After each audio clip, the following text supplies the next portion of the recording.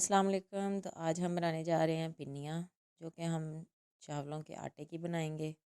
सर्दियों के सौगात बहुत ही ज़्यादा पसंद किए जाने वाले बच्चे और बड़े बहुत शौक़ से खाते हैं। आइए वीडियो स्टार्ट करते हैं। बिस्मिल्लाहिर्रहमानिर्रहीम। सबसे पहले हमने ली है एक बड़े साइज़ की कढ़ाई।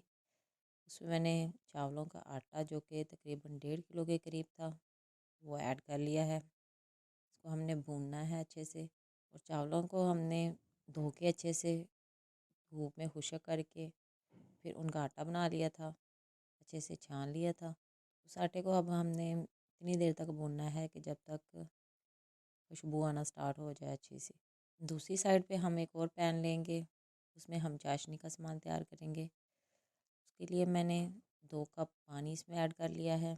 पानी हमने 2 गिलास इसलिए ऐड किए हैं कि पकने के बाद चाशनी तो ये 1.5 गिलास बच जाए।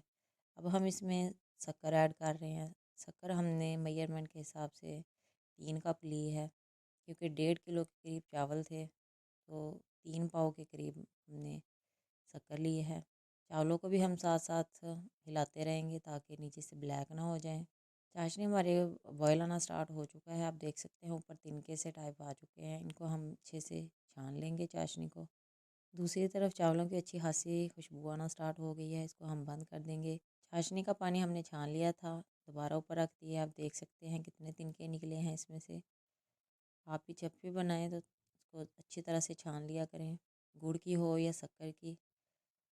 अच्छे से हम इसको पकने देंगे। अब हम इसमें ऐड करेंगे ऑयल। आप चाहें तो घी इस्तेमाल कर सकते हैं, देसी घी इस्तेमाल कर सकते हैं। तो मैं ऑयल ले रही हूँ, तो 1.5 कप के करीब मैंने ऑयल इसमें ऐड कर दिया है। अच्छे से पका लेंगे। चाशनी हमारी तकरीबन पकने वाली है। तो अब हम इसमें ऐड करेंगे मूंगफली, जो मैंने निकाल के साफ़ कर ली थी अच्छे से। तो आप मूंगफली की जगह और भी ड्राई फ्रूट्स ऐड कर सकते हैं अपने पसंद के हिसाब से। बादाम, काजू, पिस्ताशू, चार मगज़, जो आपको पसंद हो वो आप ऐड कर सकते हैं इसमें। चाशनी हमारी तकरीबन पक चुकी है, चूल्हा हम बंद कर देंगे। दूसरी तरफ हमने जो आटा भुना हुआ था, उसमें हम तिल जो है वो ऐड कर देंगे। 1 पाव के करीब मैंने वाइट तिल ले लिए थे, इनको अच्छे से साफ़ कर लिया था, वो हम इसमें ऐड करके अच्छे से हिला देंगे।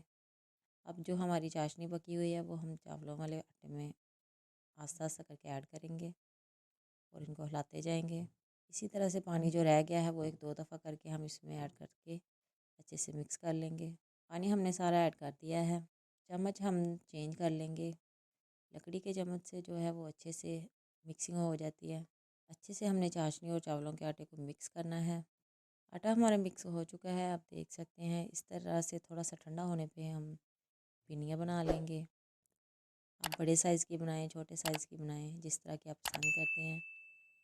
इसी तरह से हम बना के रखते जाएंगे। हाफ़ की तकरीबन मैंने पिनिया बना ली हैं, बाकी भी इसी तरह से बना लेंगे। तो अगर आपको रेसिपी अच्छी लगे तो वीडियो को लाइक करें। आप भी घर पे ज़रूर ट्राई करें।